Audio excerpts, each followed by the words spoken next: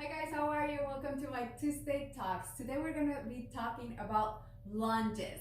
So we're going to talk about what are the muscles that work when we perform lunges, what are the benefits, the pointers step by step, how to do a lunge, the most common mistakes that can occur when we perform lunges, how do we make it more challenging, what are the main variations of this exercise, and when to avoid this movement. So let's get started. So the lunges is when we take step back or step forward and our body kind of stays like in line, like perpendicular to the floor, and we come down. I'm going to show you the pointers later on, but this is the lunge. So what are the muscles that are work when we perform this exercise? Our abdominals, because we have to maintain balance, like when we're in a split squat, then we have to maintain balance. We have to recruit our glutes, because when we squeeze them, then it's going to help us to keep that balance on the movement, coming down and moving up. We engage our abdominal muscles, our lower back, upper back muscles to maintain the proper position, our hamstrings, quads, and our calves. So with the squats, the lunges are one of the best, most complete exercises that you can do for lower body. Now, what are the benefits? Obviously, when we perform this exercise, we're going to be making all these muscles, quads, hamstrings, calf muscles, we're going to make them all stronger. This is going to help us too. When we do the lunges, we have to work, like I said, on stability and balance. So it's gonna make us too, like with time, assume a better posture. Like when we walk, when we stand, when we sit, we're gonna tend to like hold our shoulders, keep our shoulders back. So with time, it's gonna make us improve our posture. We're gonna have a stronger core, which is gonna lead to have a stronger low back. So it's gonna prevent injuries in our low back. It's gonna make our glutes and our legs stronger, and it also is gonna help with hip flexibility if we're sitting most of the time in front of a computer. So this movement here is gonna help us, or when we do it side to side, it's gonna help us improve our hip flexibility. Okay, now let's move on how to perform it step by step. So I'm going to do it sideways so you can see the movement. So we're going to step. Our legs, our starting position our feet are going to be in line with our hip. So from here, we're just going to step back. We have to make sure that this step back, or we can step forward, but is not too short or too wide. So the proper position is, and it's gonna take a little bit of time and adjusting to find the proper position. And I always tell you guys it's a good idea to do it like in front of the phone, record yourself so you can see how you're performing the movement, or do it in front of a mirror if you have that option. So we're gonna move down, and the goal is to have a 90-degree angle between our upper leg and our calves, lower leg on this one, and then in the same, another 90-degree angle right here. So right here, see, we have the two 90-degree angles.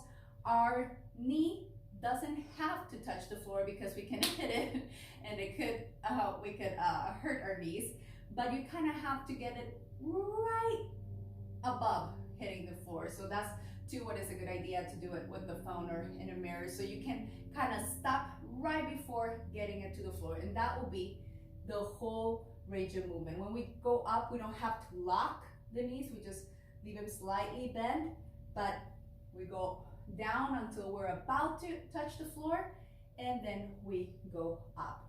What about our upper body? Our glutes, we have to tighten them, squeeze them, so that's gonna help us keep our balance.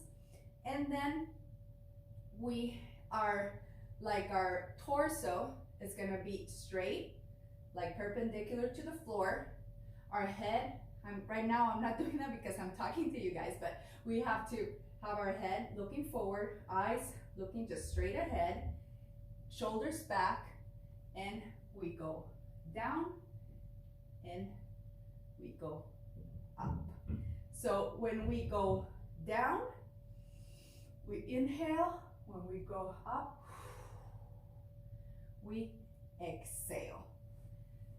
So those are the step-by-step pointers for the lunges. Let's move on to what are the most common mistakes. Okay, so this is the proper position. So anything that is not that is probably gonna be a mistake. So like I told you before, there are people, I've seen people do this. And this, first, your knee is moving way in front of your toes, like the top of your toes, and then we're moving forward. You know, we're not working the muscles we need to be working. So we need to make sure that the stance that we're using is just right, that we make those almost perfect 90-degree angles with both of our legs. Because if we go too far, then we're doing an obtuse angle with our back leg. So this is not gonna be the proper position. Also, if we lean forward like this, sometimes if we're holding weight, you know, we're gonna tend to maybe move a little bit forward, but we're not doing this. We're not arching the back, we're not doing this, we're not leaning back. We have to try to keep as much as we can our back straight and going down and looking forward with our shoulders back.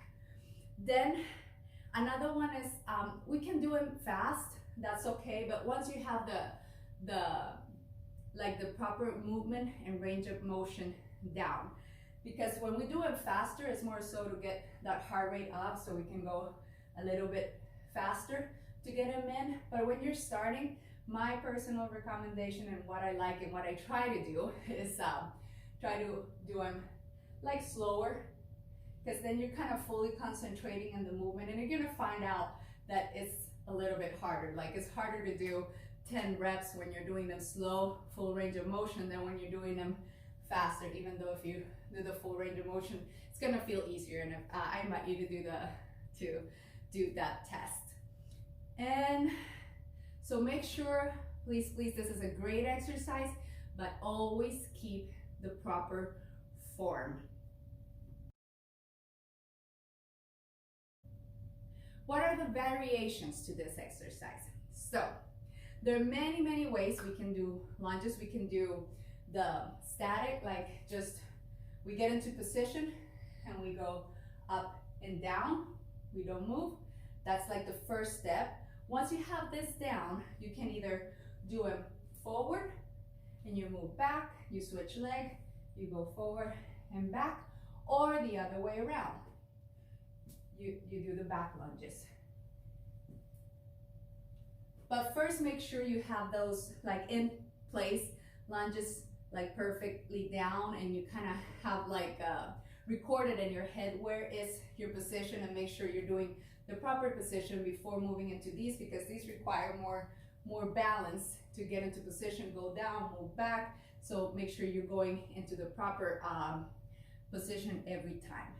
Then we have the walking ones, and I cannot like show you right now because I'll get go out of but it's just like going down, and we keep like walking. So we go and we walk with doing the lunges, and you can go all around the house or around the block doing your lunges. Those are walking lunges, and they're really good for balance and coordination. Then we have the side to side, when we just move here and we do them right here. So we're always kind of sitting back right there, like we would do with the squats. We're trying to sit back in our hips pushing back. We don't push forward.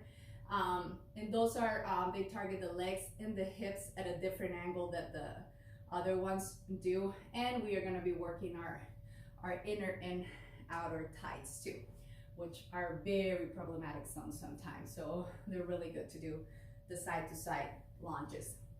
Then we have the twist. So, and I've done this on some of my routines. You can just move forward and you twist, and we're gonna be engaging and working those abs too at the same time. And then we have the curtsy lunge, that is, we kind of go like you're doing a curtsy.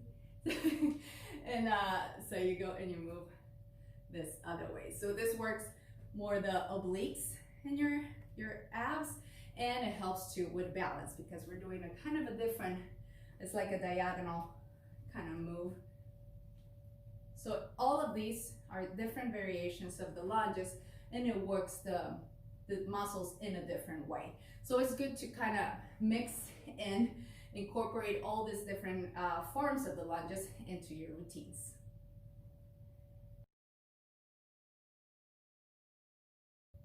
Okay, how do we make it more challenging? We can always add weights. We can add weights, hold them to our side, right here. Sorry, I wasn't in position there. We can hold them to our side. We can hold one dumbbell in front of us. We can hold them up. So we can hold weights to make them. We can do pause. So we go down and we pause for 3 seconds, 5 seconds. Then we go up. We can do them super slow, and that's another like kind of way to make it more challenging. Like I was telling you, the slower you go, the more challenging it will be. And then we have the pulse too. So we can go in like 1, 2, 3. We go up. That's another way to make 12 lunges a little bit more difficult or challenging.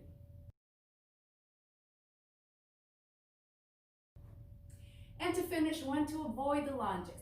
If you have knee problems, this is probably not the exercise for you.